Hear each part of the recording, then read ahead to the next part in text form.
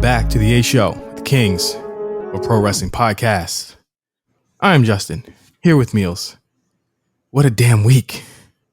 What a week, man. We're here. Listen, I feel like my mic isn't loud enough. Should I raise it up? Let's see. Turn it up. Hey, look, your wave look low. We need to be speaking loud. My wave. Promos. All right, hold on. Maybe I'm too loud. You know what? All right, hold on. How do I sound now? You sound good. Our waves are a little bit the same. You know, they've been saying you've been low lately. Well, I mean, you produce the damn thing, dude. I've been turning you up, but I thought it was a religious thing or something. You just wanted to be low.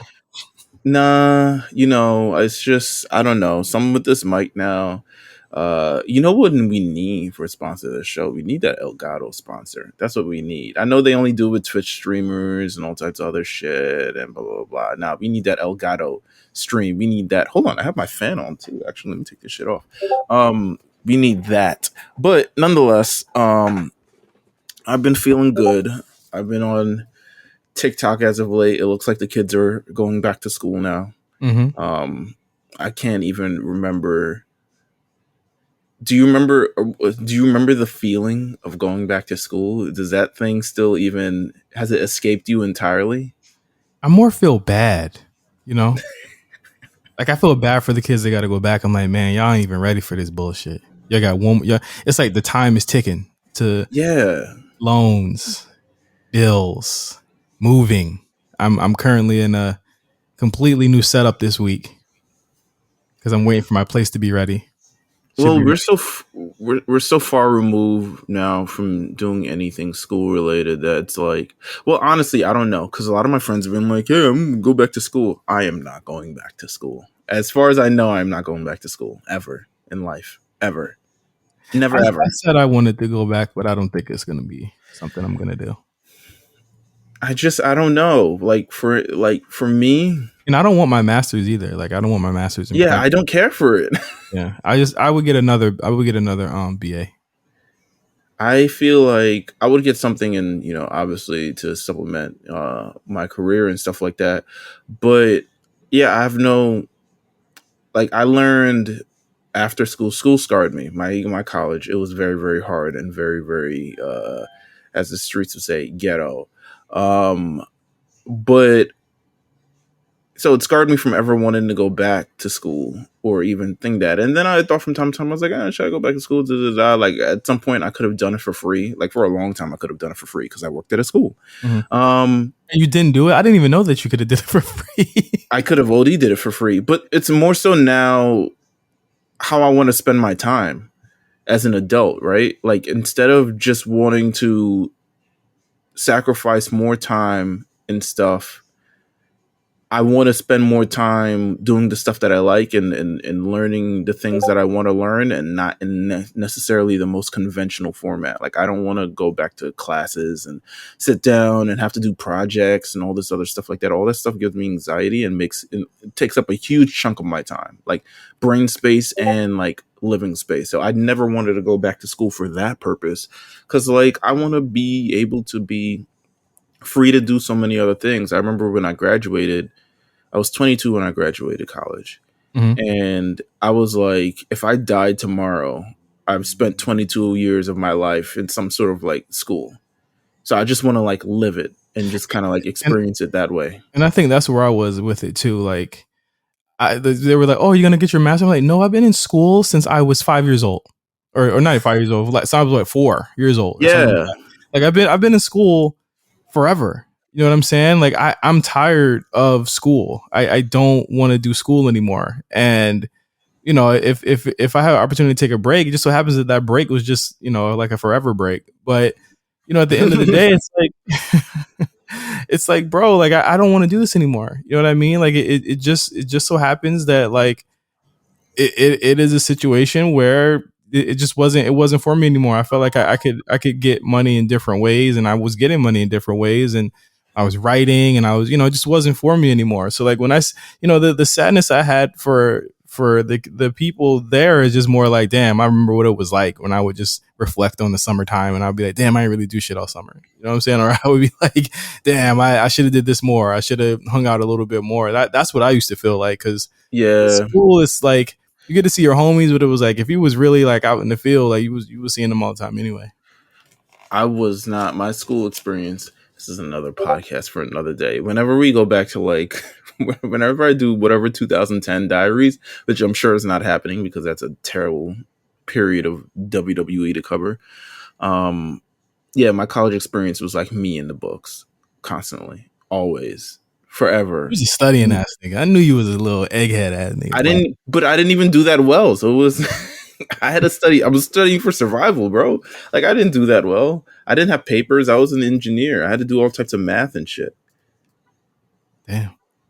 Oh, I forgot you did do math, bruh. You was an egghead. You was an egghead, bruh. I mean, I know my way around some mathematics. You know what I'm saying? You was an egghead, bro. That shit crazy. Y'all hear this shit? Meelz a nerd. Because I went and got a degree. Meelz a nerd that nigga. You're the nerd, boy. All right. Oh, man. Anyway. Speaking of something that's not school and kids. Speaking of school and kids, over $10,000 raised for the wrestling club. What a crazy milestone! Like, shout out to for first of all you, Meelz, for really masterminding this whole thing. I can't believe. I know you look at this with just the utmost amount of like just proud. You know what I mean? Like you're very proud of this, and I know you are. Like, it's interesting because this is something that, I don't know, how do I put this? I wanted to do this is how I put this first. So I wanted to do this. I've always wanted to do something. I feel like at this point we have a platform and we can use this in kind of some sort of way to actually change lives. And I've always thought about giving back, like as opposed, I feel like so many people take. I've explained this before, but I feel like so many people take and continue to take and then continue to complain. Yeah. And complain. And they don't actually give anything back. And I felt like, what would our platform be without actually doing it? So I remember even going to the day, I remember talking about it with you. I remember approaching Victor and be like, yo, I think we should do this. Like we should, get on board with this and blah, blah, blah, blah. Here's what you would need to do. Here's what I would need to do. We'll get the people on board. We'll do the Black Pod Connect. We set that up in pretty much the span of a month. And it's crazy to see within a matter of months that they've not only raised $10,000, but they're actually going to go to WrestleMania, which is insane. Like that was like, I was on the phone with Victor on Sunday because I just wanted to make sure. I was like, yo, we going to WrestleMania. Like it's going to WrestleMania, and he bought the tickets. And I was like, listen, man, this is a massive weight. First of all, it's weight. I don't know. Everything I equate to some sort of form of anxiety, but it's great that we did it because this wasn't possible like 5 months ago, Right. And we all made it possible. And the people who donated, the people who helped support, the people who helped coordinated, like Victor, Kip Academy, the school for allowing them to do it. Cause they could have been some hating ass teachers. Cause I know there's plenty hating ass people in the Department of Education who don't want to see young kids thrive, and they could have hated too. But they didn't. And I think it was a community. And that's kind of what my big brain thing was, like, to always put the community first and always do well and give back to the community. And I think that's what's most important here. It was a community that put this all together and a community that made this thing happen. And now it's over $10,000 that we've raised. You can continue to donate because LA still is not cheap at all. It's even more expensive now, probably than when we started the GoFundMe. Ain't never been no less. So please continue to donate. Shout out to just I'll give a shout out to one of the most recent donators. So I don't know. Maybe that's the cops coming for me. Too much money talk. But man, Cody Rhodes, bro. Come on, man. So shout out to him, man. You know, he at home chilling. He just happens to see the tweet. Favorited your tweet, which I know you was like, oh shit. I didn't even see it, to be honest with you. I have so many things that are just like that blow up at random parts of the time on my Twitter that I didn't even see it. And I don't. I'm crazy as I also don't follow Cody. Mr. Viral. Shit crazy, right? Y'all hear that? Shit is crazy. I'm not even gonna lie to you. There's 2 tweets I posted yesterday. That's Spike Dudley and Molly Holly and Kurt Angle shit, which I had to mute, but I've watched it like 40 times on my own. I post it and watch my own post like 40 times. And then something that we'll probably talk about a little bit later. We'll circle back around to it at some point during this podcast because, man, talk about fumbling a bag. Mr. Viral. Hey, man. But shout out to him. How could I stand anymore? Come on. How could I stand anymore? Come on, man. Cody Rhodes, man. Listen, he need a middle name like Quantavious or something, you know? Like Cody Jamal Rhodes. Jamal Warner Rhodes. How could I stand anymore? I don't even know. Who knows? He's the guy, man. I fuck with him, man. He's just a good soul, good human. And thank you for fucking with us, man. Sending some black kids to WrestleMania to see you. I mean, they're gonna see a lot of people at this point. When the title may be, I know they'll be rooting for you. You know what I'm saying? Because you know that's what it is, man. That's really what it is. One thing to remind you guys: subscribe to our YouTube, best YouTube, for clips of the old episodes of the A Show to understand really what we're about. If this is your first time listening to us, our YouTube gives a really good compass as to like what we're all about and what we've talked about and where we stand on a lot of things. Just I go back and listen to it and I'm like, damn, like we really were right about a lot of stuff before it happened, right? Come on, man. This podcast, we about to be right today. Come on. and then like you get like the thing is that my Discord or yours? No, that's probably mine. Let me mute my jazz. Sorry. Bro, I thought I was going crazy. I turned my Discord off and everything because I feel like here's one thing about me, right? And you guys might not know it. I'm always posting as I record. Ridiculous. It's like a ridiculous amount of multitasking that I'm not. I could pop off and I'm like, oh, we just finished recording the episode. I'm like taking a breath. I need to grab some water. I need something. Check the Discord. This man has been posting for the last hour, talking, going back and forth with people in our Discord about something while we're talking about what we're talking Discords about. Too that me and Meelz are in. I'm talking everyone up. Jesus Christ. Without a hitch though, without a fucking hitch. But no, like I thought it was you being like, you know what, this motherfucker ain't taking the show serious. I bet. I'm always taking it serious. I'm gonna run the Discord noises to make this nigga turn it off. So I thought that you had called you were like, oh no, I'm gonna make him turn it off. I mean, you know, Discord is popping. Make sure you sign up to the A Show Patreon to get into Discord. Unless you only one of y'all can get in Discord. To be honest with you, I'm about to refund him right now. Yeah, but he building somewhere else right now. You feel me? You know who you are. Yeah. But go off. So yeah, we have a really cool conversation we're gonna have on Discord today. So we're gonna get to that right now. We're gonna do this week in wrestling, and this is a pretty fucking big week in fucking wrestling. So we're gonna talk about that. We're gonna talk all about that on Discord. So if you're with us, walk with us, man. Follow us, Discord. We'll be right back. All right, we're back. You missed a really good Patreon segment. If you guys haven't subscribed, please subscribe. Really good stuff. We talk about NXT TakeOver Brooklyn. Really good stuff there. No holds barred. Let's just get down to it, man. The CM Punk stuff. Whew. Okay. Where do we begin? Do we begin on Dynamite? Let's begin on Dynamite. I know that we do a live watch on Dynamite on our Discord, which you can subscribe to our Patreon. You'll get access to that. It's a safe space. It's a safe space for those people who know. It is a safe space for anyone who, doesn't want to watch Wednesday Night Dynamite. We let you know all of that. I remember looking at it and everyone being like, what the hell is CM Punk talking about? Why is he... Y'all kept saying, Adam Page got to fight this guy. Adam Page got to fight this dude. He got to fight this dude, right? And everyone kept saying that. I said specifically, oh, they making him look worse than whatever y'all was trying to convince us that Big E looked like, because you literally had your world champion called this other man who you guys beloved, and obviously, didn't truly support as world champion, to be honest with you. Basically get called pussy on national television. Yeah, he came out. He came out and pretty much said, he said, Adam Page, where, if you want a shot at the champion, come on out. And essentially sat in the ring. Put the belt on the floor.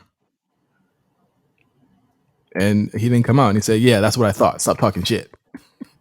And I was like, bro, you knew he wasn't. That's what's so corny about it. I was like, you knew he wasn't going to be there. I would have, if I was Adam Page, I would have showed up maybe like 5 minutes later. I would have heard, oh, I'm sure he was in catering. Whatever AEW's form of catering looks like. Chick-fil-A. I mean, it might be Panera Bread, something along those lines. But I'm sure he was there. I would have came out afterwards. Adam Page not nearly as bold enough as I would. Tony would have had to stop me, or something along those lines, and I would have just gone through the other tunnel, the bad tunnel.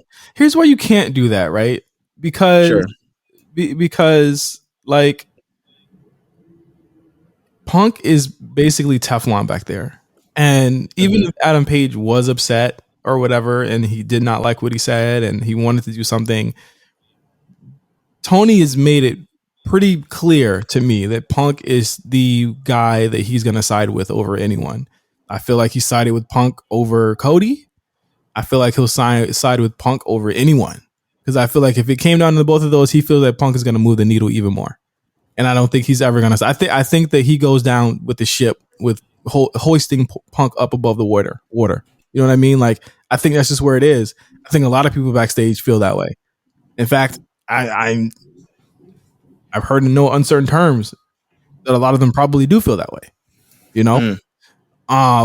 But this comes out and a report comes out after, because it did seem a little weird that he did that. He was the promo itself, right, Meelz? It was like he was bringing up a lot more WWE stuff than he normally does. But I just think with this promo itself, I mean, he came back. It looks like he was trying to make a statement as well, and he had this, this promo battle with Jon Moxley. Jon Moxley apparently not quick-witted at all. Wonder how that happened. Possibly too many shots to the head. But he came out and he says, "You may be the heart and soul of AEW, but I'm the dollars and cents." And I was like, "Are we supposed to? Do we clap? Like, what do we do? Like, you?" It was so odd because it was like I felt like you were really getting the real him, and not the guy he portrays when he's saying he stands in solidarity with Sasha and Naomi. That cap ass shit. You know what I'm saying? Because what do you think the meaning behind this true contention was? Like, why is he so mad? Like, why is he so angry? So the reports came out that Adam Page had cut a promo back when they were supposed to wrestle each other back at Double or Nothing, I believe. And they're looking at this as a receipt. And so Adam Page says, something, you talk about workers' rights, but I haven't seen anything like that from you. You talk about this, but it's all about the moments that people don't see, that I see, that I know. You're basically you a fake ass dude. And I'll say this right now, like Meelz, like we've heard people like Booker T, we've heard people like Road Dogg, we've heard people like Jericho, we've heard a lot of people say that the same exact things that that Adam Page is saying. Have we not? They telling him pipe down. Pipe down with all that rah-rah shit. Like we've heard the exact same things. I feel as though Punk probably caught wind. He probably was mad at that. He probably is mad about a lot of other stuff in there, because there was a lot of other people that was taking, probably taking shots at him. You know what I'm saying? Eddie Kingston is one of the guys that was taking shots at him, and He was going to him. A lot of people back there were taking shots at him, and I think that was an answer to all of them, because I feel like when Punk signed there, he knew he signed there because he was going to have the best opportunity to be the guy on a show in a way that he would not be able to be a guy on a show with Roman Reigns there, with Brock Lesnar there. Whether he signed to WWE and they gave him the biggest hero's welcome, I think if he would have signed, he would not have been the guy there. Do you agree? No, I mean, I think that's natural, especially with the direction of the company is going. One, you have to build that trust back. He walked out. He left. He obviously didn't care anymore. And he was very contentious with his exit, especially with all the words that he said. So there's no way that I would, as big as a Punk star is, there's no way he's surpassing Roman Reigns, the star that we built, the star who has done everything that we've asked and then some, to be the face of this company. That just wouldn't have happened. And I don't, you know what? I think Punk could have fit in WWE's current era? Sure. But he just didn't want to, and he wanted to be the guy, and he wanted to be the guy carrying this company, and that is who he is now. Yeah, it's who he is now. But it's who he's really like always wanted to be, is that guy. One thing that stuck out to me in that podcast, and it's always stuck out to me, and I swear, Meelz, we said we never talk about this podcast or this nigga ever again, and he came back. But like, he talked about how Brock got opportunities that they never got to, like wear what he wanted to, have the music, have have anything he wanted to. Mm-hmm. I've always felt that he wanted that rope, and I feel like Tony Khan's the only guy that would ever give him that rope. And to be fair, if like someone's gonna let you do what the fuck you want to do, you do it. You know what I'm saying? But honestly, to be honest with you, he probably, if he had signed to WWE, he probably could have gotten that, and that would have been like a negotiation point at this point. Like, I think because of how popular he was before he signed AEW, and he's still relatively popular now. No, he's not, ain't go over 1 million yet, but he's still relatively popular right now, and you probably could have bargained and got all of that, but he just kind of chose not to. And still, like, even now, like his all right, I have this Fightful report in front of me. Should I read this? Yeah, go ahead. Okay, I'm gonna get to a point. I'm gonna skip the Hangman stuff because we already talked about it. Sources familiar with the situation claim that CM Punk has often verbally expressed his displeasure about things, including recently so blatantly that they thought he might end up quitting the company. Those close to him said that he might have almost decided to stay home instead of coming to the August 17 Dynamite, but don't think he would have quit. We haven't been given any indication that he plans on leaving AEW, but one veteran said that they've heard threats being levied. Fightful also was told that Moxley versus Punk match for the August 24th episode of AEW Dynamite was a late decision. We haven't been told how late, but when we asked AEW higher-ups for context, we didn't gain any.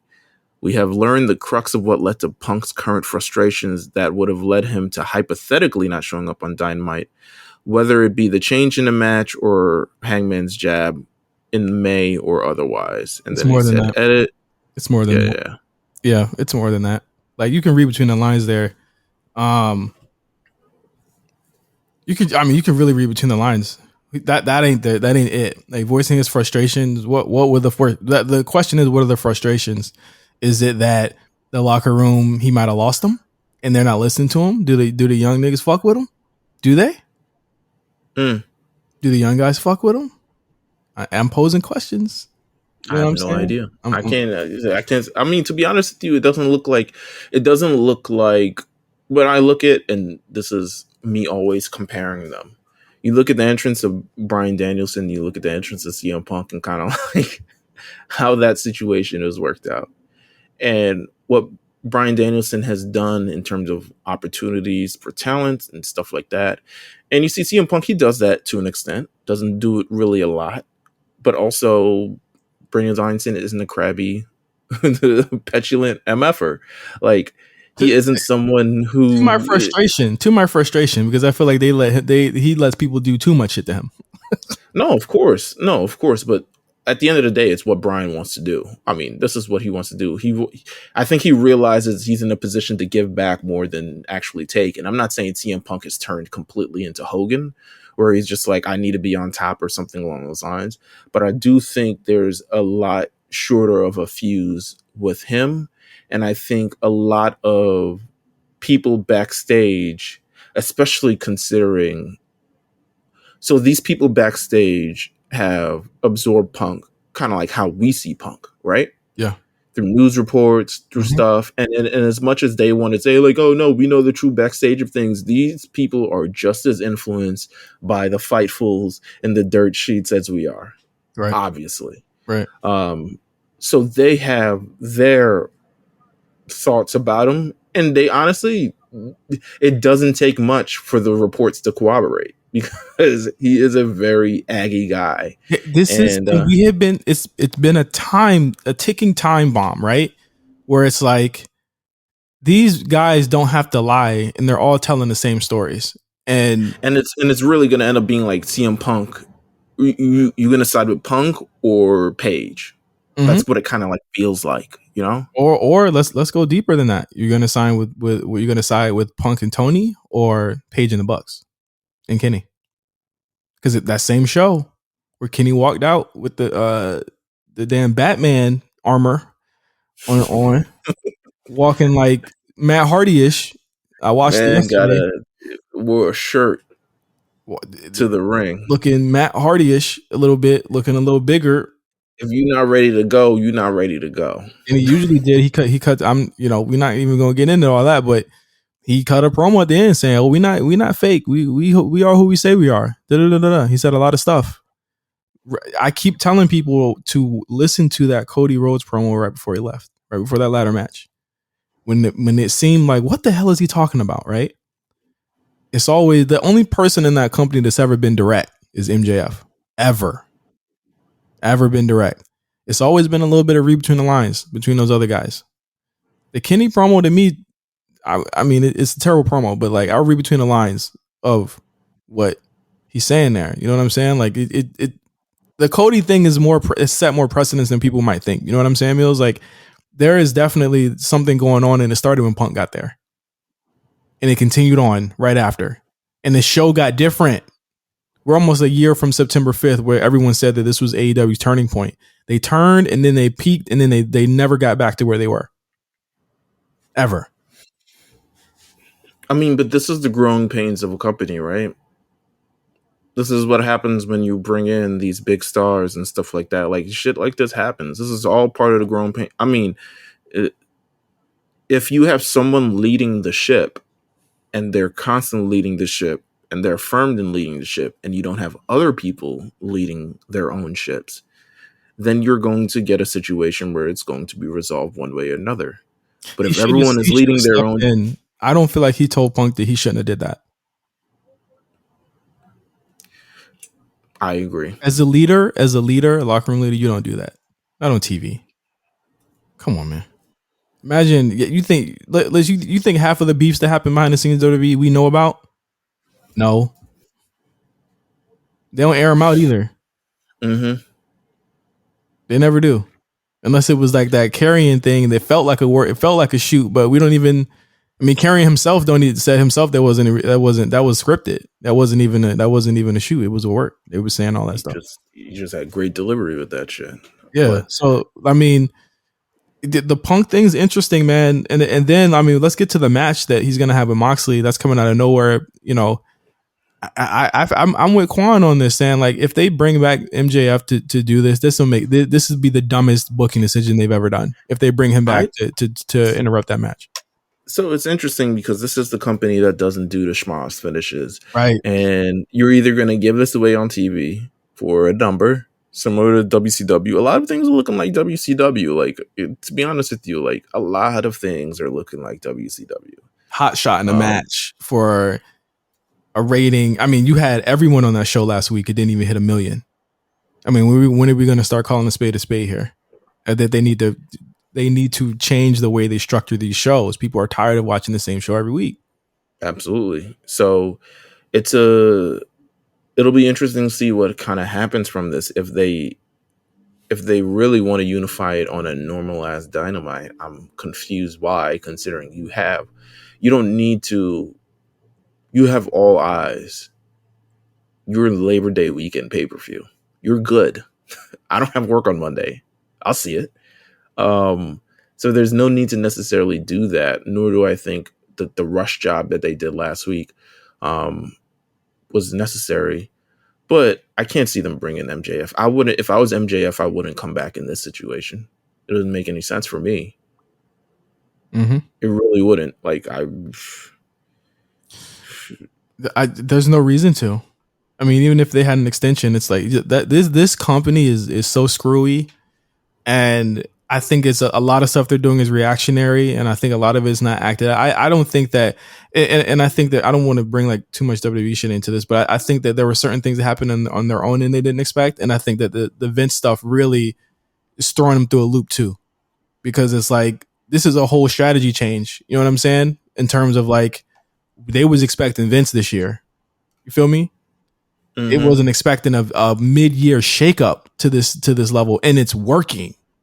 You know what I mean? Like that's no one could expect that the fortunes to switch that much, because it's like now, and we're gonna talk about them right after this. You've got somebody on the shows, and you got a bunch of people on the shows that were on the show that people loved 2 years ago. They're all right on Monday nights now. That core, other than like 2 or 3 people, are there.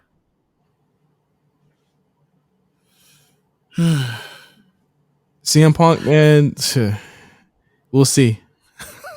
We'll see, man. Listen, man, we gonna see.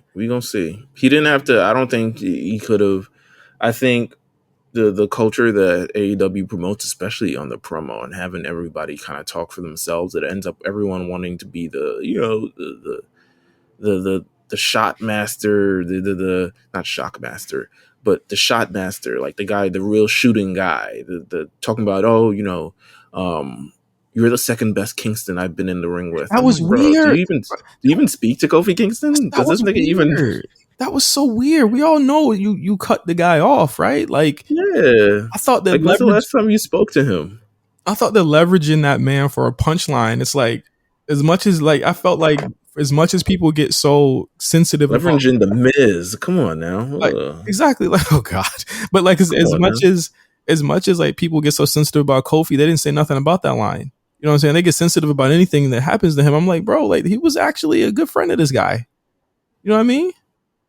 The Colt Cabana thing is also being said is at the core of this, Meelz, where people feel as though Punk coming in and kind of icing out Colt and sending him to ROH was something that was a point of contention for a lot of people backstage, because Colt is a liked guy backstage. Again, a lot of these people have worked with Colt. A lot of these people have not worked with Punk. So again, that goes back to the locker room. That younger locker room might know him from the pipe bomb, but they don't know him from the locker room. They know Colt because he's worked with a lot of these guys before, and that's been an issue too. What do you feel about that? I think it'd be weird if it wasn't addressed when he was signed by Tony Khan. Like, it would be weird considering how much it is, and you have them both in the same locker room, and this isn't an issue where it's just like they don't like each other. This is like real litigation shit. Like, they were friends, they abhor each other now. Like, it's a lot. So my thing is that Tony needs to reel in his company. He needs to. He really does. Like, control your hoes. Essentially, like, he needs to reel in his company. Like, he needs to figure that out, and he needs someone, to be honest, like, not necessarily make these decisions for him, but I think he does. He's getting to the level where I think it's like, all right, what is your role? Yeah, what is your role really in all of this? Like, what is your role really? I know what somebody else's role is. Employed? Not a grind runner. He didn't run. He could have been, but he didn't run. Biggest surprise of the year? He ran. I mean, he ran a little bit, but he didn't like run away. He ran to paternity. Of course, we're talking about Johnny Gargano showing up this week on Raw in Toronto at Scotiabank Center. Biggest surprise of the year? Of the year, I got to think about the year now. I don't know if it's the biggest surprise of the year, but that's because we're also. it was jarring for sure. Jarring has a negative connotation. Like, can you say shocking?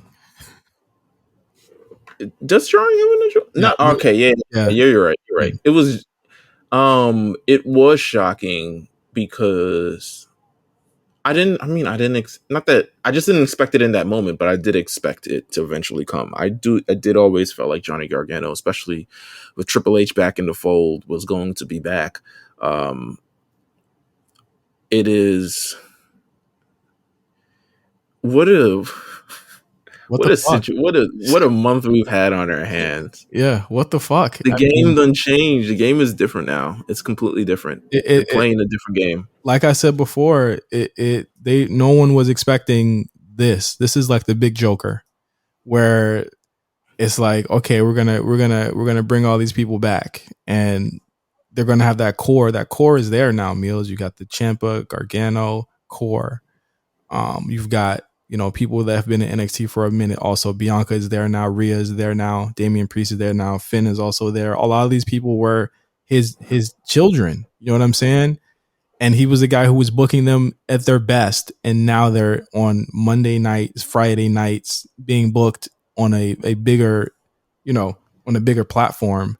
Gargano comes out, and we had to move this from the Raw section because this is just such a big conversation. We got to talk about it now, talk about our feelings about it.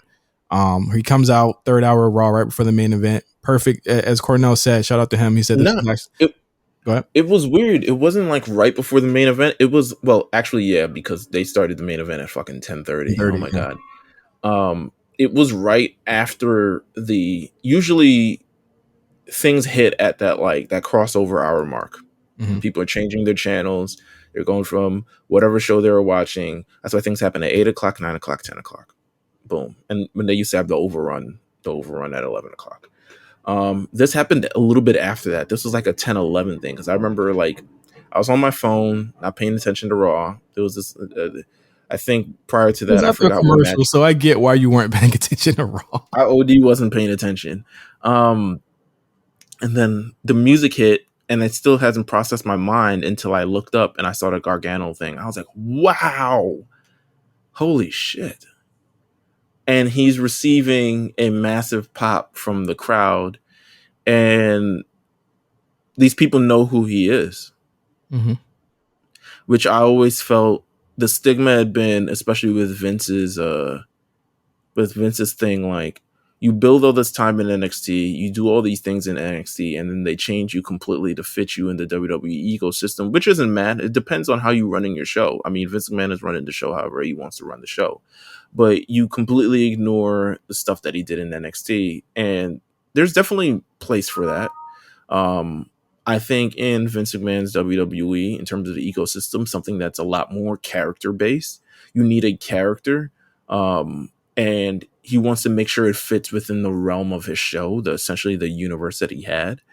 But Johnny Gargano being able to walk out as Johnny Gargano and get that massive pop, get that massive reaction, and kind of walk around and own the moment. It was a very Daniel Bryan-esque flex to just kind of walk out regular clothes, look around, nearly cry, come out and cut a promo in front of a big, healthy WWE main roster audience after never, essentially, he's appeared on the main roster, but really never having a moment on the main roster. Mm-hmm. It was big. This is big. This is massive, man. And this is a L for AEW, to be honest with you. You think so? You don't normally say that. You don't. I don't normally say. I think this is because I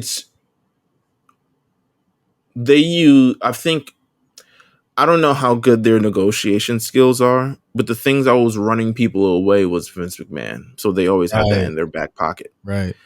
So with Triple H kind of now in the fold, they're going to have to be a true negotiator to be able to pull people to that side. And, But more than that, you had the opportunity to take what a lot of people feel as though is the heart and soul of that era. So you got Cole, you got Aleister Black, You got Andrade there. You got a bunch of like the cheap, you know what I'm saying? What people felt as though was one of the biggest eras, but you didn't get Johnny. Like you get Johnny, that's like, oh, well, they don't got him. You know what I mean? Like they got him. You know what I'm saying? Like he's the guy who was giving you 5-star matches, 6-star matches, 7-star. You know what I'm saying? Like he was breaking the Meltzer scale, and that's what people in AEW they love. But what they would have loved that. He would have. I mean, I think Tony would have loved to have Johnny Gargano just based on the work rate itself, beyond being the heart and soul of NXT, which I think it would have been, great as well. Because I think when he brought Adam Cole in, he was like, "This is the guy I've always wanted. If there was any threat to us on Wednesday night, it was this guy." Well, I think Johnny Gargano is a large part of that as well, as just being a very malleable competitor and being able to kind of really do anything on that show. Now, I always thought it would be weird if he went to AEW because I'm like, nigga, you got friends over there? Like, people? We've been saying this. We've been saying this for a long time. I mean, we have been saying that we didn't think he would leave. I didn't think, if there was a good enough reason for him to stay, he would have stayed. But I didn't feel like there was enough of a strong reason to go over there. I always felt like, and I felt this with Adam Cole too, just try it out, nigga. Yeah. Just try it out. Yeah, just try it, bro. Just try it. You never know what's going to happen. Unless you do. And you know what's going to happen if you move over there. Yeah, like you know what you're going to get there, but it's like you got to think that Johnny Gargano there tips the scales in terms of, in my opinion, if they choose to go this route, Meelz, you've got a Daniel Bryan level babyface that you can get over there. You've got, to me, while I was shaky on the heel side of him at first, when he became that narcissistic kind of goofy type heel on NXT before, during his last run, that worked for me. And the thing is that we got to see him developmental. He got to develop into a better talker who carried that over into his promo on Monday, which I rather enjoyed as well, which felt heartfelt and felt like it was not written. It felt like it was actually something that he wanted to say. And I think everything about this segment worked, right up, even the theory stuff worked. Theory part, yeah, even the theory stuff worked. I think theory is just a great, theory was a great touch. It's like referencing the past, obviously, but you have Theory, who's also developed in the last 9 months that he's been gone, developed into a full-blown actual WWE notable star. And they've got a story there. Yeah, and they've got a story there. And you know that when Johnny Gargano is on it, it's going to be good. Yeah, this is really, to me, you could say, oh, Bray will tip the scales, or some other people tip the scales if they come back. Like, Johnny tips the scales because you've got someone who can immediately give you great matches, in the same way that I felt as though Sammy was years ago too. And I don't feel like they actually ever utilized him to that way. And he got hurt too a lot. But like, Johnny can give you can get Johnny and Riddle. You can get Johnny and Seth Rollins. You can get Johnny and AJ Styles, which I think we've never seen before. Johnny and Drew McIntyre, which they ripped it up and evolved. They can do that again. You know what I mean? Like, there's just so many. Do you get 40-minute match Johnny at any point on this main roster? You don't need to. You know what I mean? And I think Triple H has been very careful to not do that, right? So I would imagine you only get that maybe on Manias. You know what I'm saying? Like, maybe Mania, you'll get that, but it's like, I would hope Mania Backlash or something. I don't know. Yeah, like I would hope that he has. I mean, look at what he had Edge out there, allowing Edge to do yesterday. You know what I'm saying? Like he it's working to me as far as the mix of action and storytelling. It really is working to me. And Johnny Gargano, he's right there. He's the guy. Like, can you believe this, Like, Triple H and HBK are running the company. They're running the future of the company. Amen. This Khaled album coming out called God Did. H did. Gargano did. Listen, man, it's good to see Johnny Gargano back on Raw. Looks good. Looks good. It is, man. Someone check Adam Cole's post. Like, seriously, because they were mad at you for that one. I mean, they're gonna have to be. But at this point, here's the thing. You can't be mad anymore. Yeah, you can't. There's too much. Yeah, there's too much evidence in support of this thing. Like, I think when I posted what I posted in January, which was like, damn, this Adam Cole shit is sad. It was a lot more contention. You can't contend again. Like, what are you going to tell me right now? Or that happened in the last year? Because it's almost a year since you've been there. What are you going to tell me that happened in the last year that corroborates that this was a better decision than just staying put? He ain't won nothing. For video games and his girlfriend, which he would have had anyway. Gotta love Gulak saying, "Hey, I'm streaming again. Thanks, Triple H." That had to be a shot. I don't know. Had to be. Just like, a light tap. Stay low and build, man. Stay fucking low and build. That's what they doing, man. Stay fucking low. And you need to find a lawyer to figure out how to get him out that contract. It's not that I do not hate Adam Cole. I just think that was a very poor decision that was made. And honestly, I'm trying to find ways to stop reminding him about it. But when his contemporaries show up and thriving and living in Teslas and all these other things, it's hard. I'm sure Triple H, I'm sure Johnny Gargano, they had their phone call thing. It was like, yo, let's iron out this main roster contract. And he could have given the standard main roster contract. But he's like, you know what? I know you. I'm with the big thing. Yeah, man. I'm gonna give you a little more because I know what you can do. Like, you're my guy. You're gonna be me and you. We're gonna be here. And I really listen. None of that could have happened. Fine, but what did happen is that Adam Cole went over there, and I haven't seen Adam Cole. Adam Cole turned on his friends, and we haven't seen him in weeks. He's hurt. I don't know why they did that. Why did they do that? Did he get hurt again in the middle of it? Like, what's going on? Did he fly back to Oz? What's going on? You better get in his CM Punk. Hey man, he might throw a shot at me in that ring. That's the crazy part about that CM Punk shit, is that like now you know that no one is allowed to say anything crazy about him or he's gonna go complain. That's the crazy part about it, is that like now you can't really like Adam Page would probably thought that he was doing like what the other guy's doing like a cool work shoot. You know what I'm saying? Where they would have shook hands afterwards, because that's how nice everyone is now.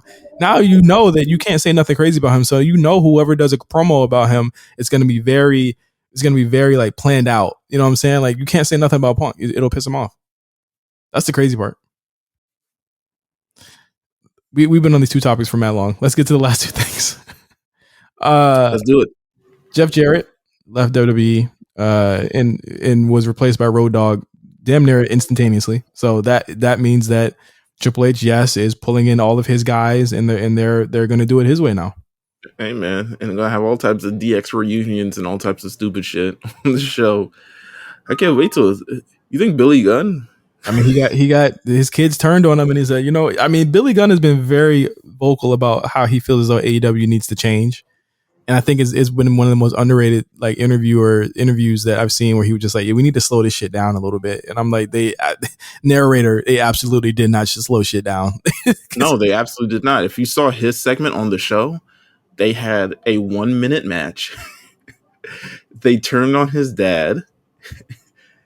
The Acclaimed came out immediately after to run off his sons. And then Billy Gunn celebrated with the Acclaimed. And that happened within the span of 4 minutes. Insane. And Stokely Hathaway was somewhere. He came out at some point during this and left. So weird. Road Dogg is now taking over Jeff Jarrett's duty as live event, head of live event. So yeah, keep this guy away from creative. Come on, man. Road Dogg was practically begging for a job, man. Everywhere, like, yo, I work for anybody. Just let me work. They not giving me unemployment. So there were a lot of things that happened with NXT UK in general last week. Number one being NXT Europe was announced last week, and they basically said that we're gonna rethink this NXT UK thing, and we're gonna kind of hold you. Doesn't have the same ring as UK. I'm gonna keep it a bug with you, but go off. But they want to kind of cover everything. UK, of course, is like one little region, and then they would bring other people in from other regions of the UK. I of got the Europe. Sorry, gist of it. I got the gist of it. Walter was there. Walter ain't from the UK, but I got the gist of exactly. it. Yeah, they had people like you're like, come on, nigga, you ain't really UK. But with that, and they're actually kind of. I believe I saw them say that Shawn Michaels will be running a lot of their operations out of the US. So basically, and I think we all guessed this. If your ass got brought over to the US and being 2.0 and you're on 2.0 in the next couple of weeks, you're staying. Everyone else is gone, or most of everyone else is probably going to be gone. I mean, I think Mako Satomura is probably safe, no, and a couple other people were safe. But these are people that were that I know Mako doesn't, but these are people that look like they fit into the Europe branding that they want to do. But this is the list of people released. Flash Morgan Webster, Wild Boar, Jack Stars, Mark Andrews, who I'm a really big fan of, Amal, MLM McKenzie, Christy Bolsey, who was a ring announcer, Dave Mastiff, Ashton Smith, who I was also really fond of, Shaw Samuels, Nina Samuels, Sam Gradwell, Danny Luna, Primate, Rohan Raja, Kenny Williams, who I liked as well, Amir Jordan, Trent Seven, which was a shocker to me, Sid Scala, Eddie Dennis, T-Bone, Tio Man, Zaire Brookside, and Saxon Huxley. Hey man, we should have seen something coming when they had them country boys take them UK tag team championships and they never went back to defend them. The niggas never brought them shits back. It was like, might be onto something here. But then they had Gallus come back and immediately go after them. I said, "Oh yeah, UK's done." You should have seen something when they sent people over there. Probably recon mission. See how the shit is. See how they running over there. But with that, I mean, Heatwave kind of set up in no uncertain terms that there would be something happening there, and then they confirmed it last week that Worlds Collide will happen on September 4th, which is the day after Clash at the Castle. So it's going to be NXT 2.0 versus NXT UK. I mean, you can pretty much kind of pencil in a couple of the matches. It looks like maybe Blair Davenport against Mandy Rose, Tyler Bate versus Braun Breaker. I'm pretty sure the Gallus and the Country Boys match is going to be on that as well. They'll probably find a place for Tony D'Angelo or somebody on that match or on that card as well. So we'll see what happens this week. Hey man, they doing something. Listen, NXT got the highest ratings they did since last October. There is momentum with WWE currently. Mm-hmm. And they're not going to fuck it up. They're not going to fuck it up. 1200th episode of SmackDown was last Friday. Did you know that? Who knew? Yeah. Did not know. It was out of nowhere. It was special. So I was like, okay, I guess. I was like, okay. I was like, they're in Montreal. I guess that's special enough with 1,200 episodes. I guess someone looked at the counter and was like, we probably should make a graphic or something. They had shirts ready and they were there. So I would imagine that they knew that already because it probably takes a couple weeks. They were selling the shirts there. So, hey, man, maybe they didn't care enough. Who knows? Yeah. Ronda Rousey came out at the beginning of the show, beat up some security guards, cut a cool promo. Just doing cool shit, man. Just I don't know about so you're gonna put me in the butt, but I thought the rest of it was cool. Hey man, she's doing some cool shit, man. Ronda, the personality of Ronda kind of seeps through with this turn that she's having right now, right? Is it really a turn? She about to turn back. I don't know what they're doing in terms of that. Like, I feel like Paul Heyman's booking her. They need to be really careful. They need to be very careful about how they proceed with Ronda in regards to Liv. They cannot. They cannot. And I've said this last week. Cannot make Liv look stupid. Not make Liv look overly weak. I would hope they make a change. I would hope Shayna is the linchpin of them changing that perception. I don't know how, but people not gonna boo Ronda Rousey beating up security officers and getting arrested because we've been conditioned. They weren't booing her complaining either. Yeah, we've been conditioned by 20 years of Stone Cold Steve Austin that's cool as fuck. So they're not gonna boo her if they put her in the ring. I mean, currently we have Liv Morgan. Her feud is against Shayna Baszler. So I don't know what they do. I don't know what you do. It's gonna go back on Ronda eventually, but at this point, Ronda's going to become so popular that you're not going to be able to turn her. And if plans are my plans in my head is that in LA it's going to be Becky versus Ronda. Mm-hmm. But and Ronda has to be super heel, and that's the only person that they would boo, in my opinion. Because Becky is right now, she chilling, she faced up. Yeah, we here, but Ronda might trend in that direction. So it'll be interesting to see what happens. Now I know this is a new era of WWE, so I'm pretty sure they're not against having Ronda versus Becky, them having their little tough girl promos and still both being faces. Mm-hmm. But one of them is going to get booed, just like either Liv is going to get booed or Ronda is going to get booed. And if I had to put money on it, I would say Liv was probably going to get booed before Ronda does. Yeah. You just can't keep having her go against shooters and real badasses. Just like you got to have her go against somebody like Shotzi, who, to hear Michael Cole say confessions of an insecure girl on commentary, really something else. Like, that is nuts. Yo, can we talk about quick for a second? Yo, where the fuck did Lacey Evans go? Oh, completely gone. Gone.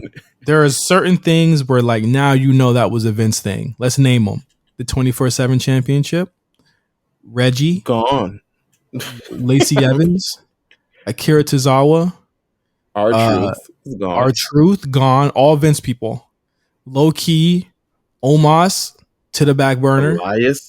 Elias to the back burner. Damn near immediately. Triple H is reclaiming Elias. He's like, no, we're not doing this. I'm reclaiming him. Go off and grow a beard, and I'll see you in 2 months. Yep, that's absolutely what he's doing. You can see, like, the Lacey Evans thing is that, like, we were like, oh man, Lacey Evans. Now it's like not even a factor. She better go back down to NXT. I think that's. Did he even like her in NXT? She was never booked in any, like, really important capacity. She was pushed though. She was pushed, but never above anyone. She would punch the shit out of Kairi Sane every damn week. So, like, it was definitely. Hey, are you complaining about it? With what we got? Nah, I'm definitely not. It's just wild as fuck to see her being vaporized. Hey, be clear. Be clear. SmackDown still got a sorry ass women's division, but, like, I don't think Lacey would improve that either way. So no, clearly not. A draft will improve it, which there have been rumors of that is coming momentarily. A draft. So, well, hold on. I actually think there's a report. I think there's a breaking report on that. Hold on, let me. Okay. Wait a minute. Refresh. You got breaking news. Wait a minute. We need a sound effect with this shit. Hold on. Apparently, there's going to be one. So I don't know if it'll air by the time we get. But apparently, not so fast. Hold on. Let me see. Access granted. Let me see. No, I ain't got no sound effect for it. All right. Liv and Shotzi had a good match. I think you need to book Liv in matches like this that make her look good and that are really competitive. And I thought Shotzi, like, I was like, yo, Shotzi, you need to, you might need to hang it up, CDL time. But I thought Shotzi did her thing in that match too. I thought it was pretty good. They need to chill on the internet shit. Yeah, especially when I know y'all homegirls. So, like, I won't buy none of it. Yeah, just chill. It don't need to always become personal. Talking about some other green, you ain't even the hottest green haired chick that's been in WWE. I was like, she the hottest green haired chick right now because Ruby ain't doing nothing currently. Where's Ruby? There's got to be a lot of people like, fuck, man, what am I doing, bruh? When they go to Dynamite, hear that weak ass theme song. Ruby, she with Eddie Kingston in them. Ugh. I'm sorry. Yeah, I'm sorry. Ugh. Anyway, Shayna comes out. Yeah, that kick was disrespectful. Crazy. I was watching it with my father-in-law. He saw that kick. He was like, "Whoa!" He's like, "They going." He said, "They going crazy on it." I said, "Yeah, that's how they do it now." They call it Shayna. That's how they doing it now. You feel me? This would be a good match. I mean, I don't need much to be sold on an old Shayna. That seems to be what Triple H is doing, is reclaiming these old gimmicks. and being like, Hey, this never man. should have ended. Hey, man, we're going to talk about it soon. We're going to talk about it when we hit Raw, too, about reclaiming his time. I'm glad. You know who I'm glad he didn't change? Sami Zayn. Sami Zayn, one of the most he was teaming with Roman Reigns over the weekend, which was, I would have loved to see that match because the Usos obviously could not come across the border to Canada. I believe both of them have warrant or had not warrants, but they had been sent to jail because of the DUI thing, yeah, DUIs and stuff. But hey man, Sami Zayn wished Jimmy Uso a happy birthday yesterday, and I cried laughing. Not Jay. They're twins, nigga. I liked the story between them two. I like the story that they told in the Fatal Five Way, which I thought was a banger. They should do that more often. Just have these matches where all these guys get to be on TV and show off what they can do. Yeah, and let the crowd decide who's hotter. You know what I mean? And of course, Sheamus won that. Sheamus is going on to I don't know about. Of course, Sheamus won that. Not that I didn't see it coming, but I was just like, I put 2 and 2 together all after the fact. I was like, Sheamus, huh? That's gonna be good. It's gonna be good. No, it's gonna be fire. You ain't fucking with it? No, I'm fucking with it. It's gonna be fire. Oh yeah, no, it's gonna be fire. No, I'm glad Sami didn't win it. I mean, we don't want to see that yet. You know what I mean? Because it would cross Gunther into the realm of the bloodline, which I don't think they want to do yet. So we had there's been a bunch of stuff happening with the tag team championship stuff. Obviously, something happened with Nikita Lyons. She's saying it's not the vaccine. A lot of other people saying it is a vaccine. My story on this is that like I'm so like tired of people knowing everything going on backstage, because it's like it took away to me a moment for JC and Gigi where I thought that people should have been being like, you know what, Nikita's an idiot. Let her go be an idiot. She'll out herself like they always do when they're idiots, right? Yep. Let's big up these girls who've been working hard on that show and deserve this look. Because when we first saw, we was like Nikita and Zoe. We was like, what? Toxic to me fit better. They faced off against Natty and who was the other one? Sonya Deville. Sonya Deville. There you go. Come on now, you ain't even know, like, you ain't even processed the other person. That's insane. Sonya is like an NPC to me. Yeah, she definitely is. Faced off with them, beat them. News comes out that Gigi Dolan got a concussion during the match. I was like, when did this happen?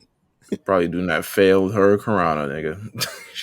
She tried her Karana. It was like, oh, gravity. Natty was not ready for the Hurricane Rana. I was like, ooh. That butt ain't supposed to be in there. I'll tell you that right now. All right, y'all. Okay, I'm sorry. Boot. I wish you the best. Boot, please. But no, like, Jesus Christ, Corey Jade. You see this in What's she doing? Go to Discord real quick as I explain this. Okay. Jesus Christ. God damn. But it's very, very sad, man. Very, very sad that happened. I thought that, I had them going really far when they got announced. So that there has to be a last chance fatal 4-way tag team match on SmackDown between all the teams that have lost already. I would probably imagine that Doudrop and Nikki are probably going to get that final slot and lose to what side of the bracket are they on? Let me check. The SmackDown side. Raquel and Aaliyah, they're probably going to lose to them. So yeah, sad. Just a shitty moment for them. I feel really bad, but they'll be back and better than ever. It seems to me that like they seem poised and ready to kind of put them on the main roster anyway. So I would imagine that's probably what's going to happen once Mandy drops that title. So you put on here that you want to talk about Hit Row. What more you want to talk about with these niggas, man? Hold on, we got some breaking Fightful Select news. Mm-hmm. It says WWE draft has likely changed internally. Yeah. So not so fast on the WWE draft. We reported that many of the WWE roster expecting for the draft to take place after Clash of the Castle. However, that doesn't seem to be anywhere near a slam dunk anymore. Oh, you're getting funny with it. He says USA Network sources have told talent that the draft isn't happening in the immediate future, have outright stated that is to happen after WrestleMania is a likelier landing spot. That can't be. That would be crazy. There's no way. There's no way that as constructed those rosters can shake out that way as constructed for another 9 months. That can't happen. Right? Hey, man. Let's wait for Clash at the Castle. That's all I'll say. Also says here they're told the WWE source that several Raw talent were unbooked from the Smackdown episode that follows Clash at the Castle. Many stars have been told that the draft was likely taking place that week, but if it is, a significant number of crossover talent were not involved.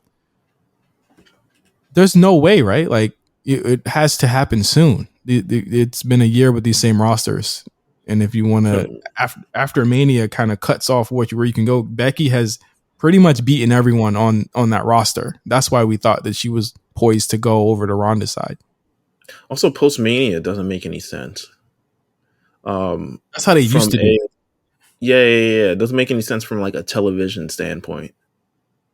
Like, fall is where you want to do your big things. After Mania, this doesn't make sense to me. But I mean, we'll see. We'll see how this goes. You talking about Hit Row, terrible raps? What are we talking about? Well, here's my thing with Hit Row. I think the B-Fab rap was not good. Like, objectively not good. I felt as though Hit Rowy, that's not something we celebrating. Like, if y'all... I had forgotten all about... Let me tell you something. I'm not revisiting that song. So the fact you recall anything, to me, I remember... The only thing I recall is being looking at the television and we're like, yo, why are they doing this? A whole song. Like a whole song that no one knows on TV. You know what I'm saying? Like, it was long too. It was very long. Or it felt long. Here's my thing on rapping, and this is why I've never been fully on board with Hit Row's rapping. I can deal with the tag team wrestling. That's fine. Wrestling is a bare minimum you need to accomplish. And they're not bad. But you can't... There's so many different things. One, no one knows a song. So you're performing a song that has not been released digitally. There's no music video for it. There's nothing for the people to latch on to because y'all doing full 16s for whatever fucking reason. Yeah. 2, good, you took a picture of that. 2, I gotta send it to the Discord. So I'm working. 2,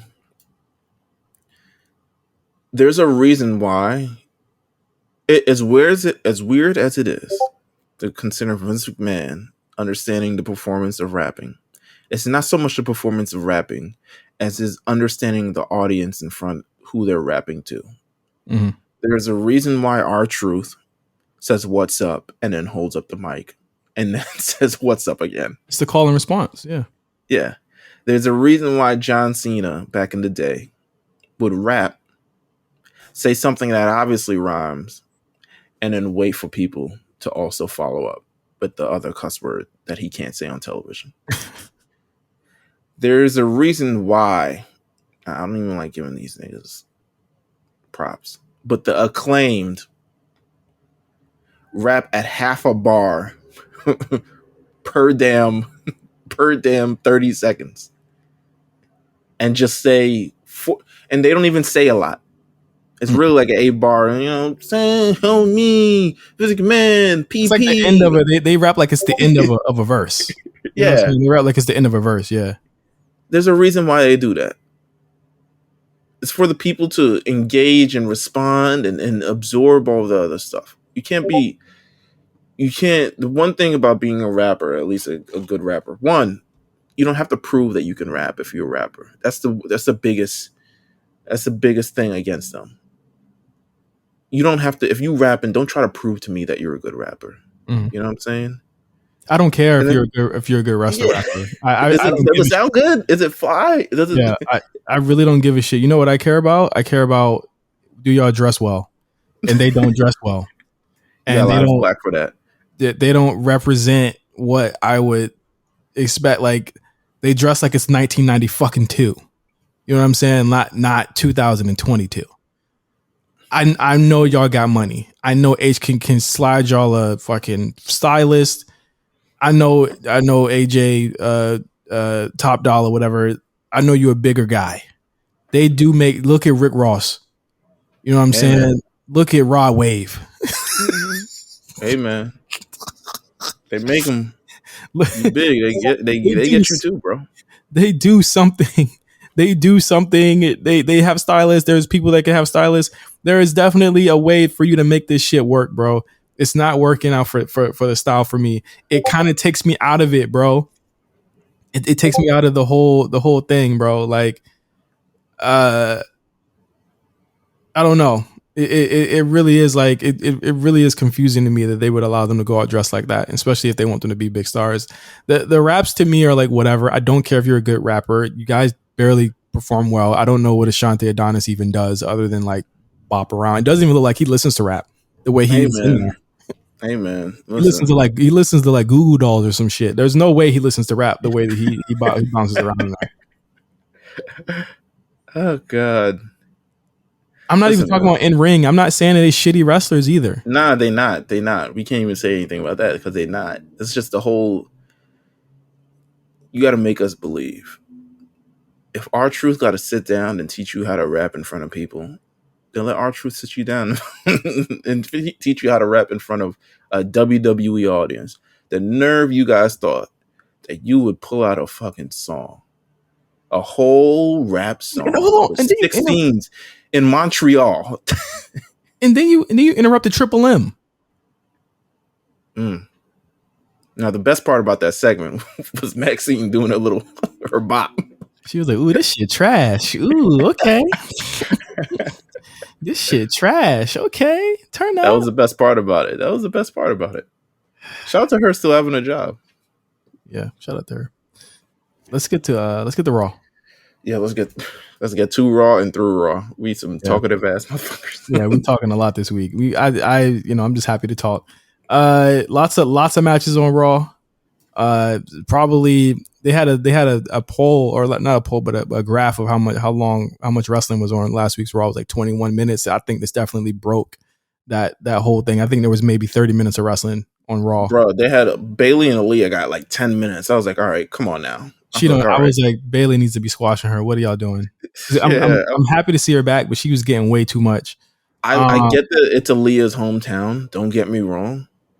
Because I know Triple H must like her. Because one, she's from SmackDown.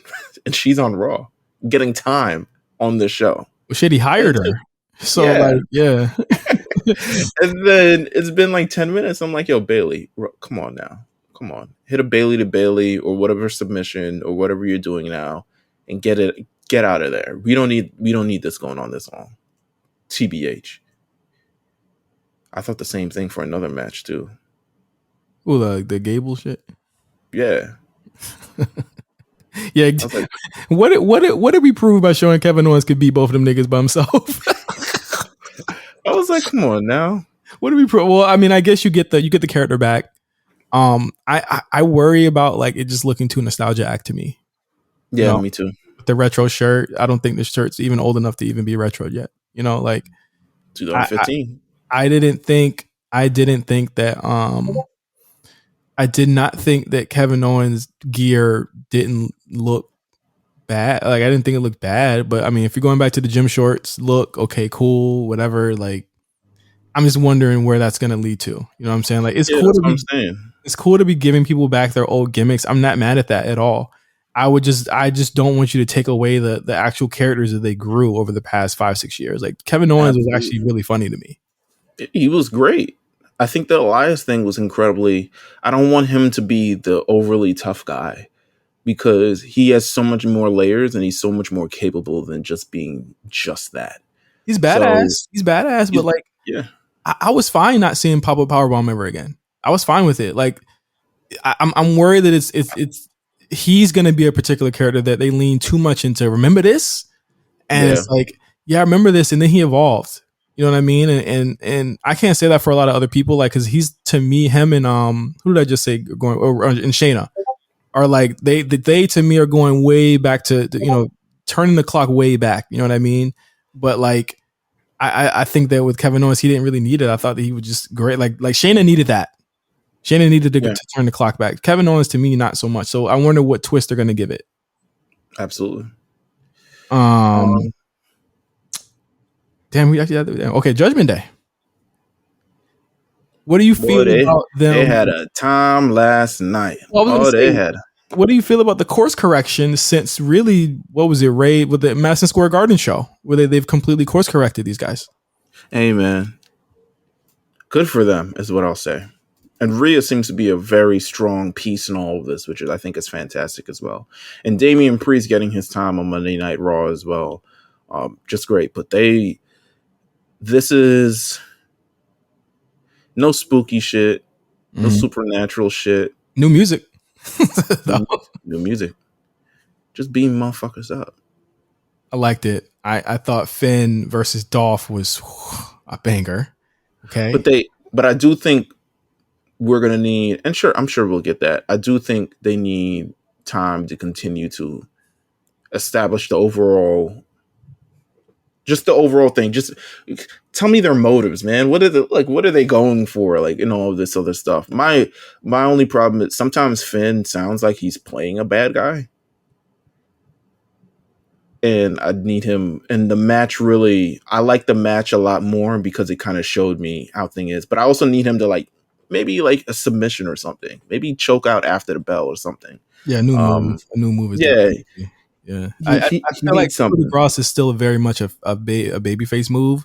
But you remember, like, he did that move in New Japan too when he was a heel. So it's like okay, I get it. It's fine. Like, for people that know that you did that, that's fine. But it's like, you ain't gonna be able to lift up niggas for the 1916 all the time. Yeah. You know what I'm saying? So, but I thought that was really awesome. They were all over the show, like you said. And then the main event, man, I really like that main event a lot. It was to me one of my, again, I said this 3 weeks in a row, one of my favorite TV matches of the year. I mean, it's clear what Triple H is doing with the main event. You main event the show. You main eventing the show. And 10 minutes before wrap, we getting out to the ring kind of thing.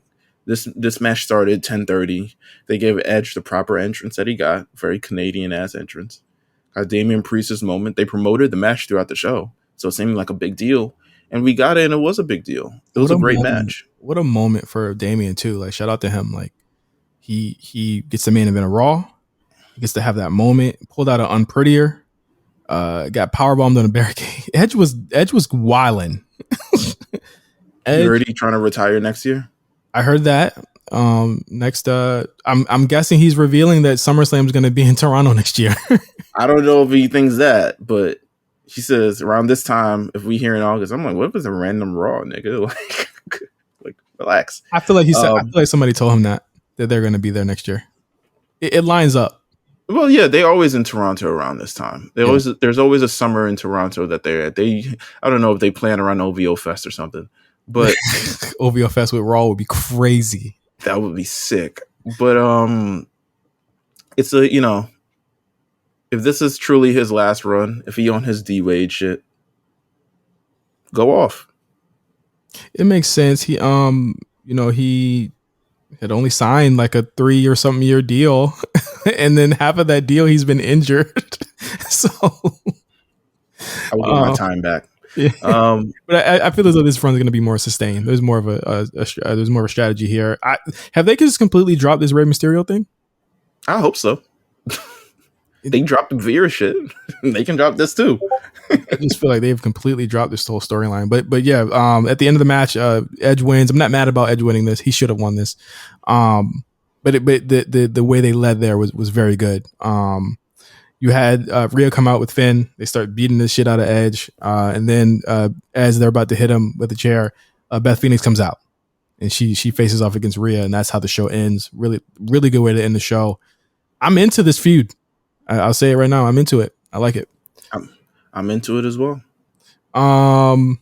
Dakota Kai and Io Sky beat Alexa Bliss and Asuka to advance to the finals of the women's tag team tournament. But before that, we got a Trish Stratus segment. Listen, man, you got to watch that. You know what I mean? You got to calm yourself. You got to take a cold shower after that segment, man. She still looks good. Like, good for her. Like, I wonder what she's doing.